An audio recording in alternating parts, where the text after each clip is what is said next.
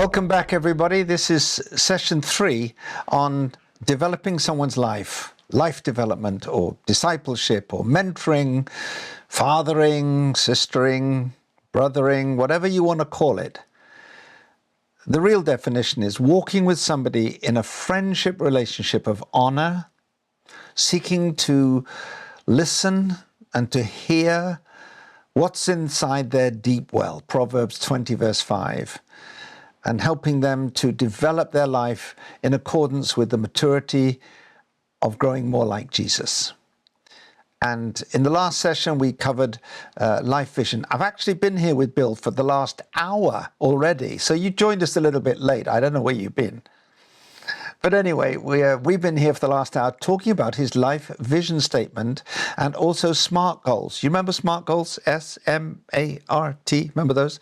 Well, we've been discussing, haven't we, Bill, this last hour or so, starting to make some SMART goals in his life and talking about his life vision statement. He produced a great life vision statement.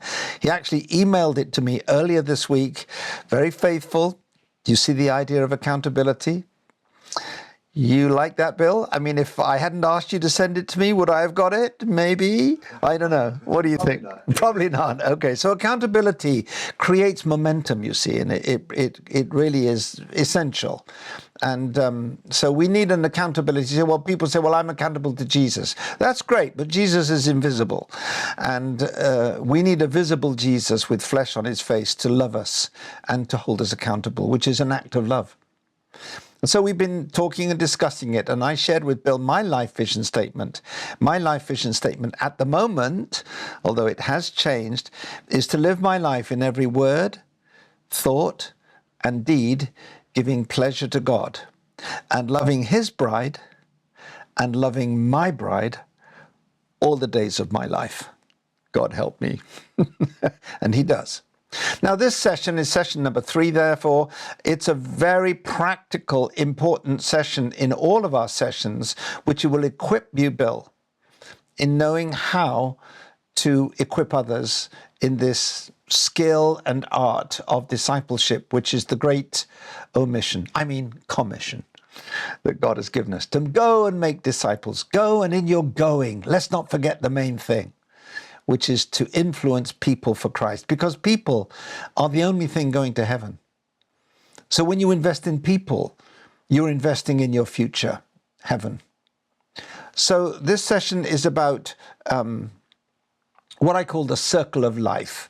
And it's an instrument, it's not the beginning and the end of everything, but it's a very helpful tool in developing someone's life. As we've already discussed, remember Proverbs 20 verse 5. Can you remember roughly what that was, Bill?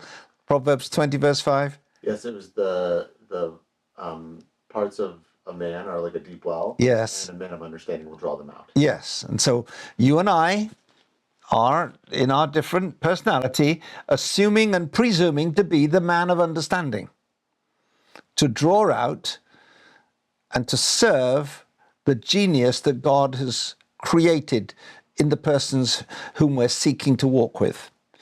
So let me introduce you then to the circle of life. It's pretty straightforward. You can see that. And here, I'll give you a copy. And I'm going to give you a pen and ask you to write in certain things so that, here's your pen. Okay. I want that back at the end of the session, please, because that's a solid silver pen that my grandson gave to me, so it's got a lot of nostalgia. Don't walk off with it, please. I'm just kidding. So the circle of life, as you can see here, Bill, I'm just holding it up for the camera so others can understand it. It's a simple circle, and it's got a pink outline on the very edge of the circumference of the circle, which is divided into 12 parts. Now, nothing magic about the number 12. It could be 6, it could be 4. There's no right or wrong. There's no pass or fail. But it's an instrument for you to help get into a person's deep well and then help them develop SMART goals. Do you remember the mnemonic SMART? Mm-hmm. Do you remember what they were? Specific. Yeah. Measurable. Well done. Achievable. Achievable. What's it called? Relevant. Relevant. Well done. Relevant. And lastly, time-oriented. Time-oriented. And we've already begun to sort of visit that area with you. Well done, by the way. Well done. Just as a side note here, when you're discipling people, walking with people, use a lot of affirmation. I use, well done, that's great, good answer, terrific. I use those affirmative words, not to flatter, but because this is a new area for Bill, and he needs encouragement, he needs affirmation to feel like he's doing okay. And when we begin to move into him now discipling somebody else, again, I want to affirm him. I want to encourage him. Really, really important. So please develop the technique of encouragement and affirmation so that that person grows in their confidence. It's not flattery. It's just an important recognition of the status and the development of someone's life as they increase in their skill. So now you can see these different areas. And the purpose of this is to develop many different areas of your life. Now, it's like a pie, but we've got different segments. Your life is a whole, but it's got different parts to it, right? And so we're going to ask you, and I'm going to invite you to identify the different parts of your life. So, you got your pen ready there? Yes, sir. Let's just write in this pink section on the outer edge of the circle here, one area that is an important part of your life.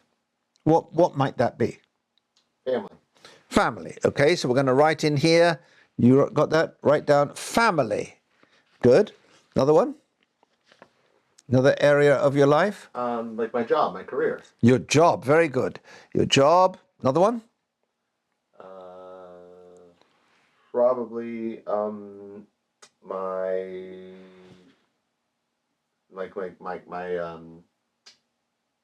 quiet time, my spiritual health. Yes, your devotions, very important. Well done.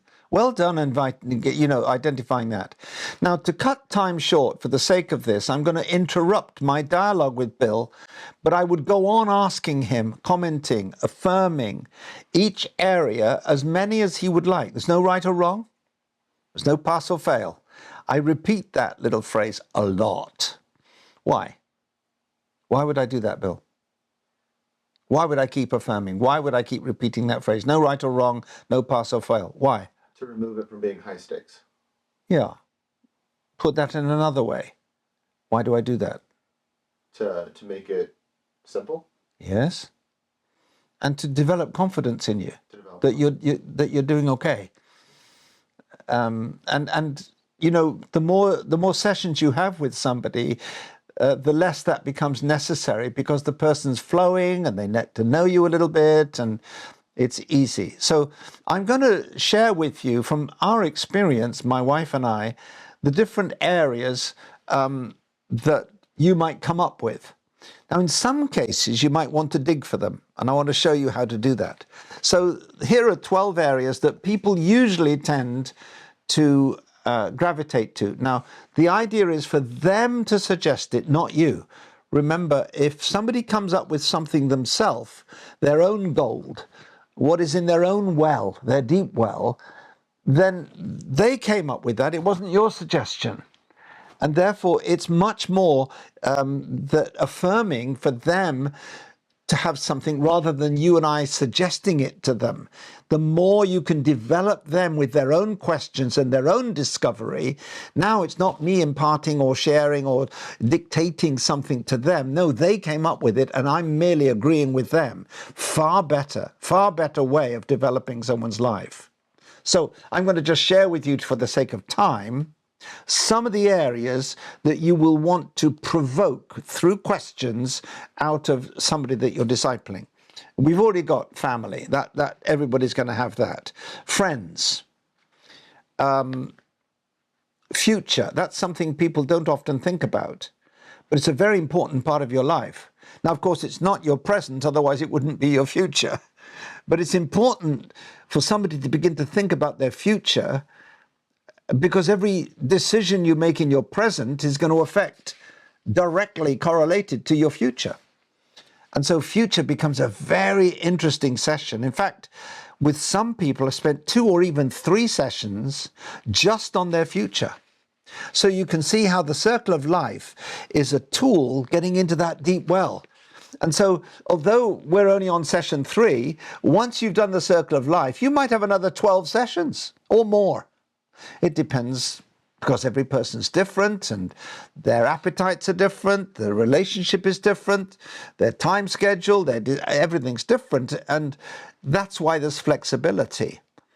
And so although I'm giving you sessions, you can adapt them by your own personality, by the personality of the person that you're working with. But remember, it is intentional. This is not just some walk in the park. It's intention. It's got intentionality. Remember the 2 wings of the same bird, organic and intentional. This is the intentional bit. But it's important. And in one of the later sessions, we talk about the organic. How do you develop organic sessions with somebody so it's unforced and it's flowing and it's real and it's relational? Otherwise, if it's all intentional, then it's a bit intense. And so we want to work and flesh that out. And so it's important, for example, Bill and I going out next week, and we're going to actually play a game of tennis together. And I mean, it's a long time since I played tennis. I don't know how this is going to go. But we're going to do that together so that we've got more organic. And then we're meeting together as our families just before Thanksgiving. Don't want to interrupt his Thanksgiving, but we're going to meet together in that way. So do you see it's becoming a little organic as well as intentional? Anyway, so I was explaining to you the different parts that we want to dip into the well. It's in everybody's well, or most of these things are. And so we've got future, which is an important one, finance, fun, or you might say hobbies. These all begin with the letter F, so it helps me remember it a bit. Family, friends, finances, fun. And then devotional life, which he already connected with. That's an important aspect as well. Let me see. Family, devotions, my job, my health. That's an important one, isn't it? Part of your life, not just physical health, but emotional health and mental health. That's a big subject in these days, of course. My education, what sort of further education am I happening to focus on? I mean, going on learning. Somebody said this, that, ever be a student in life, because those that fail to continue to learn forfeit the right to teach. Those who fail to continue to learn forfeit the right to teach. And so I've tried to make my life ever a student of life, of people, and I read a lot, which is for me a discipline. It doesn't come easily. And so education is an important part. So we've got about 12 different aspects that we would want to focus on, and particularly the devotional life. So pleased, Bill, that you chose that immediately, that you want to focus on your devotional life. Now, I want you to turn the piece of paper over the other side, if you will, please. And I want to show you how to use the circle of life, which you and I are going to do together. But what's the main purpose of you and I doing it together? Why am I developing your life? 2 Timothy 2:2, remember? To draw out the gold. You have to draw out the gold so that 2 Timothy 2:2. Oh, so I can teach it to others. Exactly. Well done. The litmus test of discipleship is does it go on to another generation? So I'm equipping you so that you are now confident and equipped to equip others. Now, you may not feel like that at the moment, and that's okay, because we've got lots more sessions to do together before I'm going to suddenly say to you, hey, how about you inviting, remember session 1 about the invitation, how about you now inviting somebody else into a relationship of developing their life, discipleship, we might call it. So you turn over the piece of paper. Now, when you were at school, you may remember, not so long ago, that you had to write maybe an English paper or a history paper. And there were certain ingredients within the writing of that paper by which your teacher or your professor at university, if you went there, would actually grade the paper? What were some of the things by which that teacher would assess or evaluate your paper and give you a grade A to F? What sort of things? Clarity. Yep, very important. Well done. Clarity. And probably the way it was written. Yeah. Style. Yeah. Did you keep on subject? The content? Did you, or your grammar, your punctuation? I know you got spell check now, so that makes it a lot easier, doesn't it? Yes, it's Made it a lot easier for me. I mean, I used to get consistent Fs, but if I'd have had spell check, I think I would have done a lot better. That's how old I am. And then, of course, did you hand it in on time, et cetera, et cetera. So all of those ingredients will determine the grade you get. Now, we're not talking about writing an English or a history paper. We're talking about these different segments. So what I'm going to ask you to do, Bill, out of the several subjects that you've written down already, choose one, and we'll try and discuss it a little bit today. Would that be okay? That sounds great. Okay, which one would you like to start with? Because, they're all important, and there's no pass or fail, there's no right or wrong. Just choose one that you think, I'd like to talk about that today together. Let's talk about fun. Fun, all right? F for fun or friendship, or you might say hobbies. Yes. Okay, so now in the area of fun, you'll notice there are 5 concentric circles, but there's one segment here which you've got fun. Okay, so let's supposing that the inner circle is graded as 2, then 4, then 6, then 8, then 10. So in the area we're discussing this morning on fun or hobbies or activities that are fun, legitimate fun. Remember what I talked to you about pleasure? How you cannot repent of wanting pleasure because God is full of pleasure, and therefore we're made in the image of God, and therefore we will always be seeking pleasure. The question is it legitimate pleasure? And does it fit into our life vision statement? Remember, the little pieces of the puzzle all fit in. Yeah. So we're talking about fun or hobbies or something like that. 2, 4, 6, 8, 10. 10, if you graded yourself a 10 by the different ingredients of what fun might be, like in the English paper had different ingredients, we're going to make a highly subjective evaluation. Now, the evaluation is important. In this exercise, using the circle of life, the evaluation isn't the thing. You'll see what the thing is in a minute when I explain it to you. Yeah. Okay, so let's supposing that you graded yourself a 10. That would mean that your life is one long second after second, minute after minute, full of pleasure, and you spend your whole time in hobbies, and you couldn't improve on it. 0 in the center, in this segment that we've called fun. 0 would mean you don't have any fun at all. In fact, you're close to suicide. There's no fun in life. Life is not fun. Life is dreary. So you'd grade yourself as 0. Now, of course, it's highly subjective, but what would be some of the things by which you would make a highly subjective evaluation of the area of fun in your life today? What sort of things would you consider in this evaluation? I mean, do you have any hobbies? Yes, I play instruments. Really? That's interesting. What? I wish I could play an instrument. What sort of instruments do you play? Drums and a little bit of guitar. Great. And what else would you say is a hobby or a fun thing in your life? Darts. You play darts? Yeah. What, those pointy things that you throw at a target? Yeah. Do you really? You can hit the gold in the center and the double 20? Yeah. Sometimes. Sometimes. So you play darts. How often do you play darts? A couple times a week. And it's fun. Do you play on your own or do you play with people? Mostly on my own. Do you? Interesting. Could I come and play darts with you? Absolutely. That would be organic discipleship. You promise not to beat me? I promise. Okay. So anything else that's fun in your life?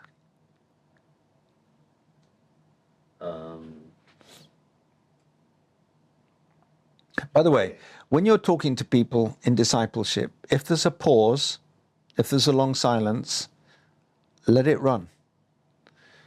It shows that they're thinking. Don't feel embarrassed. Don't feel you've got to make a suggestion or interrupt. Let it run, because they're thinking. If they cry, let them cry.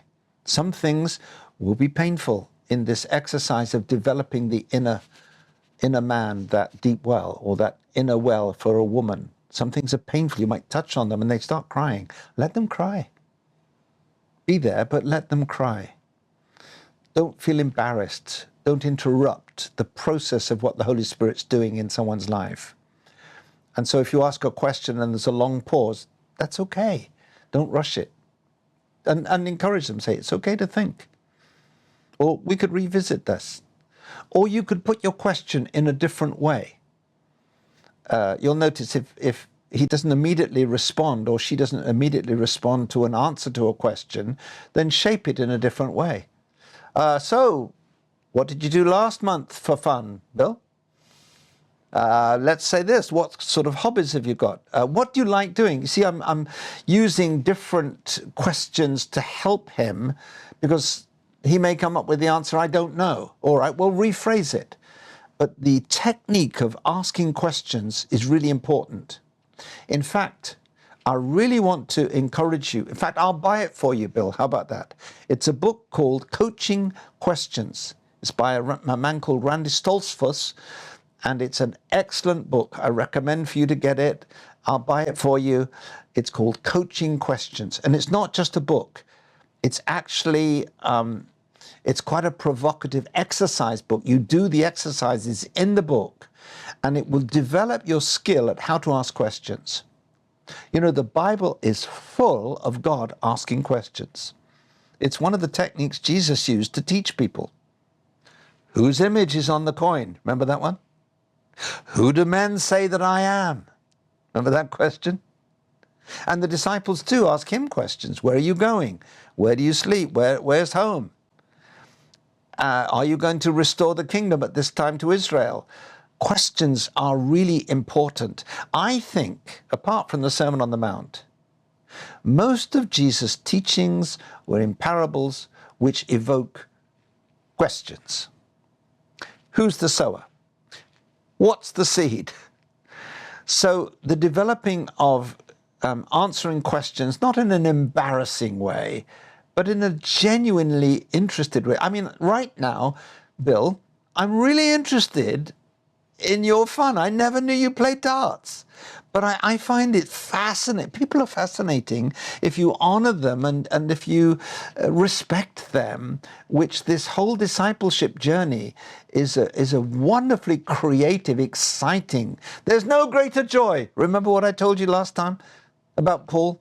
There's no greater joy than to see my sons walking in the faith. And it is a source of great joy to us. So,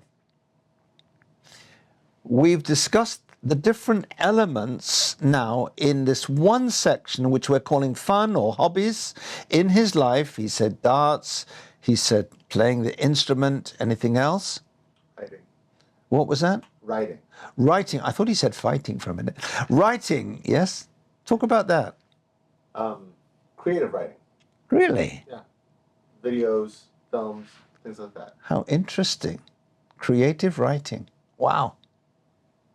So you see, I'm uncovering in his well some of the things that are in his life. Now, taking those different items which we call fun, highly subjectively, I'm asking you to now grade it between a 1, which would mean there's no fun, to a 10, which is all my life is only fun. And the purpose is that I want to develop this area of fun so that it increases in his life for the glory or the pleasure of God. So could you make a highly subjective grading in this one area of fun for me? I would say because they increment in two, it'd be a 4 to a 6. So let's go with 4. Excellent, a 4. So now I'm going to shade in, just in this area, shade in up to the circle, which is 4, which is the second circle. Now, Bill, I want you to really hang on to this, what I'm going to tell you right now, so that I'm equipping you in how to equip others in this helpful usage. I found you don't have to use this circle of life thing in discipling others, but I've personally found it very, very helpful. Okay, so you've said I'm at a 4, based upon the different areas of fun in your life. Now, let us suppose we want to develop this area in your life. Where would you like to take it to?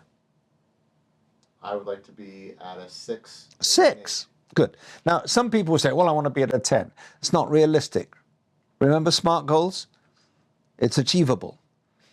So when you start talking about serious matters other than just fun, although that is serious fun, when you start talking about money, your devotional life, your marriage, your fathering, serious subjects, your activity in the kingdom, these different parts of the life here. When you start to talk about some of those really important areas, not that fun isn't important, it really is. We want to develop them, and this is the means by which we develop it. So you're at a 4, but you want to become a 6. Good. Over the next few months, we want to develop this area of your life into a 6. Now, here's a really strategic, important question, Bill. What does a 6 look like that a 4 doesn't? Or what needs to change in this one area of your life so that in a few weeks' time, you'd say, you know what, I grade this as a 6 now instead of a 4. What needs to change? What needs to be added or taken away?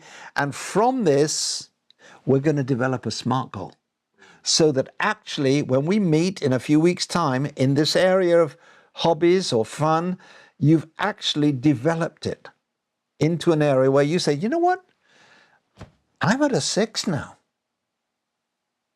So my question is, what needs to change? What needs to be added or taken away in order for this area of your life to be developed? Consistency. Ooh, talk about that, please. What do you mean by consistency? I'm using questions. You know how I'm drawing out of him? I might say, talk about that. Or I might say, oh, that's interesting. Could you talk more about that? Oh, consistency. What does that mean? So I've got several different questions, which I learned from that book that I recommended to you about coaching questions, that will now help draw out Bill's ideas and develop him from a 4 to a 6 in this one area. So I was just helping us to understand this. So what do you mean by consistency? Probably having a more regimented routine to be able to participate in the things that are hobbies that are enjoyable. Okay. So what would a more regimented or more regular routine look like for you? Is that 3 times a week, twice a week, once a week, once a month? Help me understand that. Absolutely. I would say for instruments, it'd probably be more consistency, probably 3 to 4 3 to 4 times what? a week. See, what I'm doing is I'm pressing him to be specific. Remember that with the SMART goals? Specific. So 3 to 4 times a week, and roughly how long for? It doesn't have to be long, maybe 20 to 30 minutes. And what time of the day? Evening. See how I'm making it specific? Evening. What time in the evening? After the children go to bed. Is this achievable? Yes. Really? With all you've got on? Probably. Okay, great. 3 to 4 times a week. And what is it right now? Maybe once. Once. So how about you make a SMART goal about this one area of your life, which is fun, which you want to develop, and you want to develop consistency. So my goal is to play guitar 3 times a week on Monday, Wednesday, and Thursday, for 20 minutes At what time? at 7:30. Great. Could you write that down and send it to me? Yes, sir. So what am I doing? Why am I asking you to send it to me? For accountability. Do you feel threatened? Do you feel manipulated? Not at all. Good. So you get the idea. So this is the circle of life. And now, having identified different areas, nearly 8 different areas in Bill's case, I would now work through these one at a time. And many of the sessions of discipleship and the material that I have, I might dip into and bring forward into the sessions which are aligned to the different subjects within the circle of life. So, for example, supposing he shared with me that he wanted to break a really bad habit in his life, I would bring forward a session that I have in my notes and which you have in your notes on how to develop good habits and break bad habits. Because most of us, let's face it, we've got some bad habits, haven't we? That's one of my bad habits here, digging in my nose. No, I'm talking about habits that we want to develop or break. And so I might dip into a session and bring it forward into the session of the circle of life that Bill is wanting to discuss. And so this would be a pattern of developing his life that could go on for several weeks or even months. Bill, do you feel you've got a little bit of a handle on this? I do. I want you to hold that little circle of life. I'm going to give you a clean one, because what am I going to do later on as we progress together? We're going to grade ourselves again. Again and again. But why am I teaching you this idea? 2 Timothy 2:2? So that I can teach it. Absolutely. I hope that already you're beginning to allow your mind to think about the possibility of doing this with somebody else. I hope so, because that's what Jesus said. Go make disciples. You can do this. You're well able to do this. Jesus never asked us to do something impossible, or at least if it was impossible, he said, well, I can do the impossible through you. So I'm equipping you for Jesus' sake so that you can begin to fulfill the Great Commission. And it's no greater joy. See you next week, Bill.